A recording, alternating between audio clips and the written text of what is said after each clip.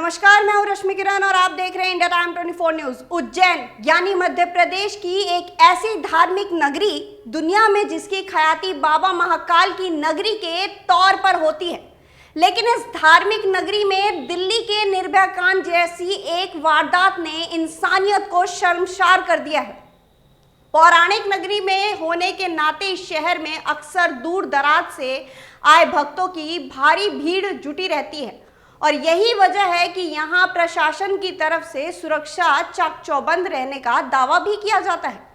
लेकिन इस चौकसी की पोल तो तब खुली जब यहाँ एक नाबालिग रेप पीड़िता अर्धनंग अवस्था में करीब 2.5 घंटे तक रिहायशी इलाके में भटकती रही और किसी का कलेजा नहीं पसीजा। वहाँ का समाज संवेदनहीन बना रहा और हैरत की बात तो ये है कि नाबालिग पीड़िता उस रिहायशी इलाके में जिधर भी जाती लोग उसे दूर से देखते रहते, लेकिन उसकी लाज को ढकने के लिए किसी ने उसे कपड़े तक नहीं दिए। बच्ची अपनी भाषा में वहां के लोगों को अपनी पीड़ा बताना चाह रही थी, लेकिन ऐसा लगता था कि लोगों को यह साफ साफ समझ नहीं आ रहा था कि वो आखिर कहना क्या चाहती है। इस तरह करीब 2.5 घंटे तक रेप पीड़िता अर्धनंग अवस्था में लाचार भटकती रही और किसी को भी उसकी इस अवस्था को देखकर ना तो लज्जा आई और ना ही चिंता हुई। ये चौंकाने वाला वाक्य लोगों की संवेदनहीनता का अंदाजा इसी बात से लगाया जा सकता है कि किसी ने तन छुपाने के लिए उसे कपड़े नहीं दिए। वो जिसके भी पास मदद की आस लिए जाती, लोग उसे देखकर बस खामोश रह जाते, जबकि उसके कपड़े खून से सने हुए थे। उसकी ये हालत देखकर किसी के भीतर इंसानियत तक नहीं जागी। इस मामले की जानकारी जैसे ही महाकाल थाना पुलिस को मिली, पीड़िता को सुरक्षा मुहैया कराकर उसे अस्पताल में भर्ती करवाया गया। उसकी हालत इतनी गंभीर थी कि उसे इंदौर अस्पताल भेजना पड़ा। नाबालिग की मेडिकल रिपोर्ट में दुष्कर्म होने की पुष्टि हो चुकी है। डॉक्टर के मुताबिक उसके प्राइवेट पार्ट्स में बहुत ही गंभीर चोटें थीं। इससे अंदाजा लगाया जा सकता है कि नाबालिग के साथ किस तरह का अत्याचार हुआ है।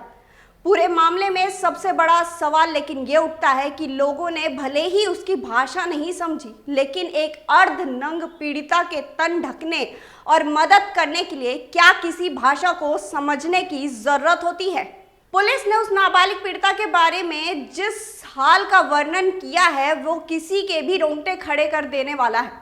जिस वक्त लड़की लोगों से गुहार लगा रही थी, अब उसकी सारी तस्वीरें सीसीटीवी में कैद है। सीसीटीवी फुटेज में उसे तड़पते और भटकते साफ साफ देखा जा सकता है। पुलिस का कहना है कि लड़की अपने बारे में बताना चाह रही थी, लेकिन कोई उसकी भाषा समझ नहीं पा रहा था। वो उज्जैन की रहने वाली नहीं लगती थी। उसकी भाषा से ऐसा प्रतीत होता था कि वो उत्तर प्रदेश के प्रयागराज की रहने वाली हो सकती है। उज्जैन जिले के थाना महाकाल अंतर्गत हुए घटनाक्रम जो कि 25 तारीख को पुलिस को सूचना प्राप्त हुई थी।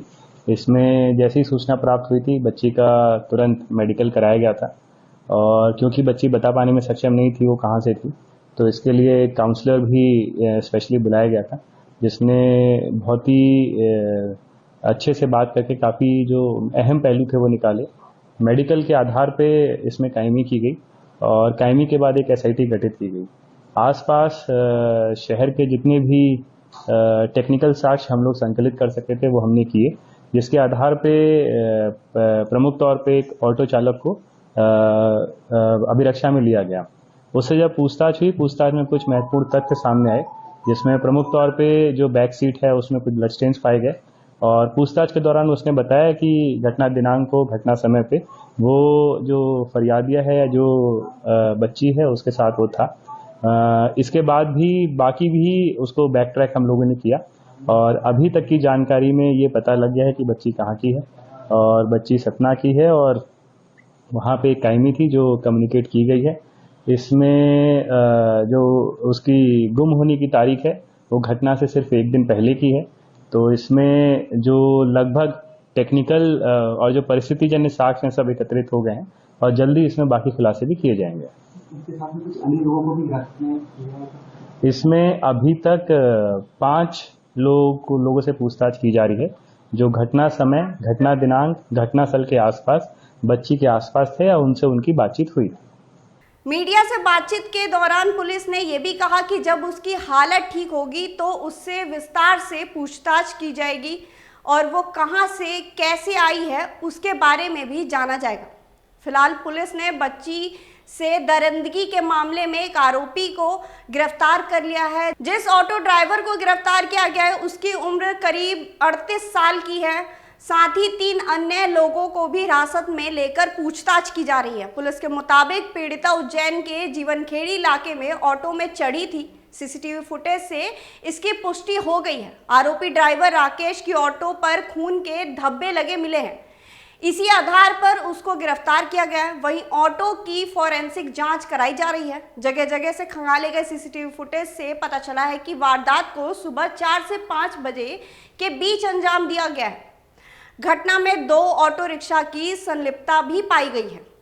अभी लेंगे एक छोटा सा ब्रेक और ब्रेक के बाद वापस लौटेंगे इसी खबर पर। भगत चंद्रा हॉस्पिटल विश्व की सभी आधुनिक और बुनियादी सुविधाओं से परिपूर्ण एक world class multi speciality hospital Mahavir enclave Palam Dabri road पर स्थित साउथ वेस्ट दिल्ली का एकमात्र मल्टी स्पेशलिटी हॉस्पिटल, जहां 24 घंटे आपकी सेवा में उपलब्ध हैं वेल क्वालिफाइड डॉक्टर्स और हेल्पिंग स्टाफ। डॉक्टर CM भगत द्वारा स्थापित भगत चंद्रा हॉस्पिटल आपकी सेहत का ख्याल रखना ही इसकी प्राथमिकता है, वो भी अफोर्डेबल रेट्स में।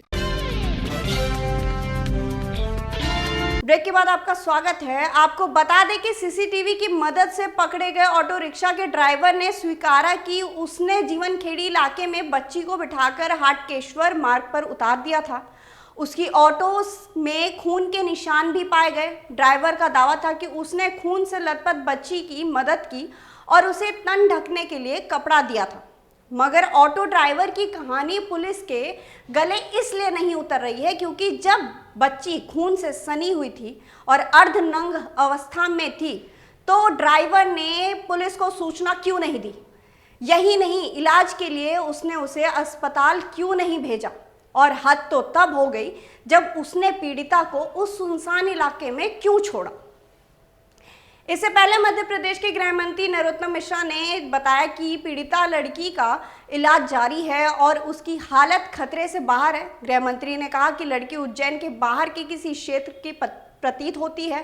चूंकि वह ठीक तरह से जवाब नहीं दे पा रही है, इसलिए विशेषज्ञों और काउंसलर की मदद से उससे बातचीत करने की कोशिश की जाएगी। इसी बीच मध्य प्रदेश के कांग्रेस प्रमुख कमलनाथ ने पीड़िता को 1 करोड़ रुपए की आर्थिक सहायता और आरोपियों को सख्त से सख्त सजा देने की मांग की।